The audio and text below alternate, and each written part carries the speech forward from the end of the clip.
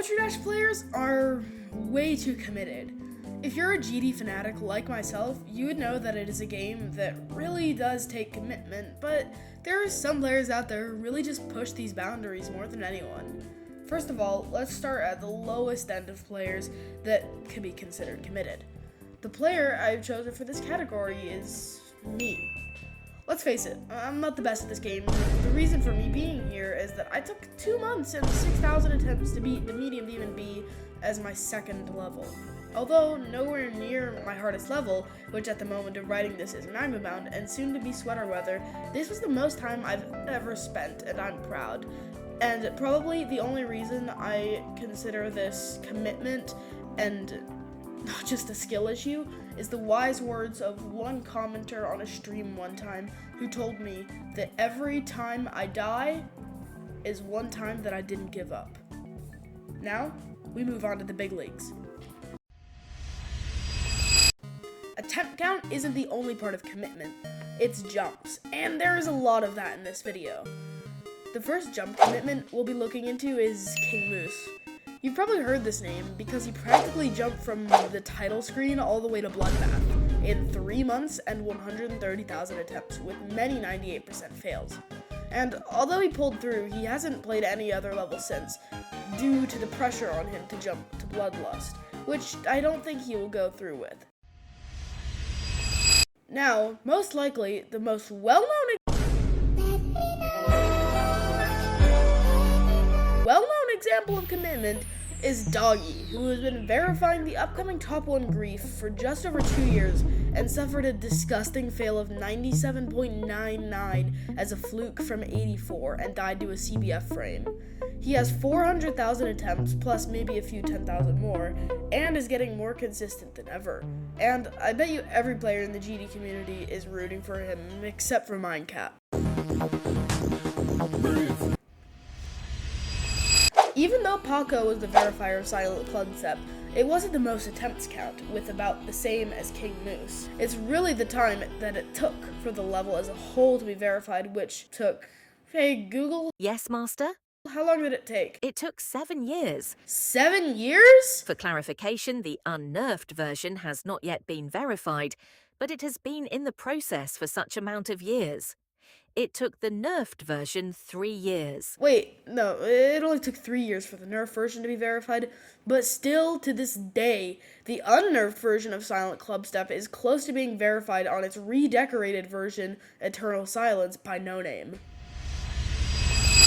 Not many people think much about the level Q-Key, as it's generally overlooked in the top 25, but it is harder than Slaughterhouse, so it is still a very big achievement. The part about it that is interesting, though, is that it was created solo and verified by the same person, being Demetrio, who is from Japan and took over 500,000 total attempts to verify Q-Key, and somehow barely reacted. Here it is on screen.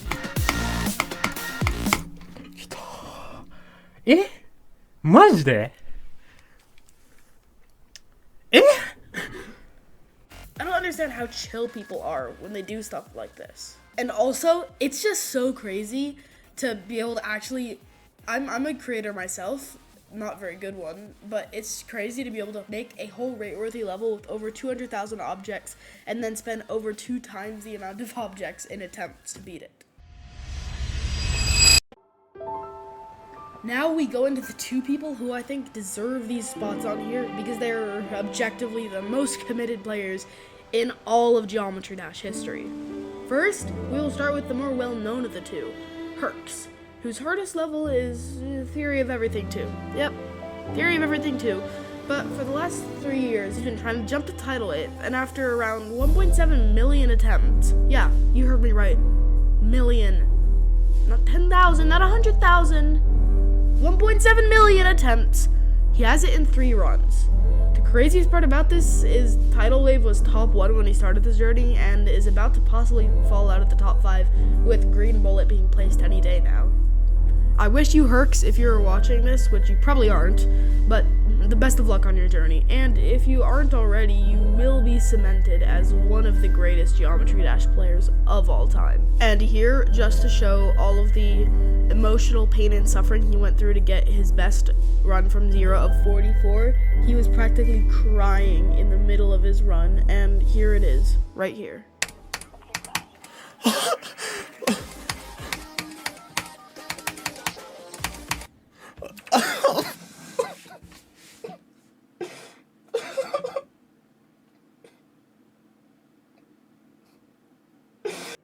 Crazy, right? And even though this last one might not have 1.7 million attempts, they're as dedicated, if not even more than Kurtz, having recently finished his 3-year journey. 10% on every Extreme Demon recently achieved his channel name. Of course, some more extremes get rated every day, but 3 weeks ago, when there were 1,518 Extreme Demons, he achieved 10% on every single one of them.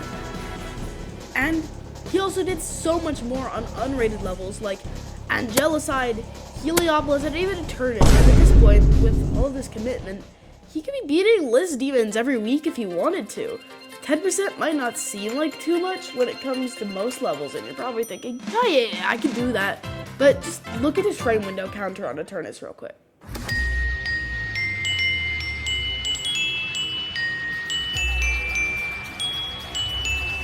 Yeah, it's just 10 seconds. That's 4 60 FPS frame perfects, 2 80s, 3 120s, and 3 240s.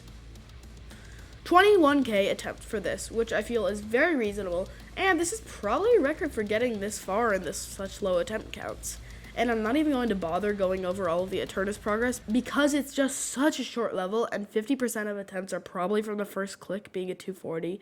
But aside from that, this concludes the most committed GD players, and if you will, you should subscribe because this is my first real video and I would really appreciate it. Thank you so much, and see you in the next one.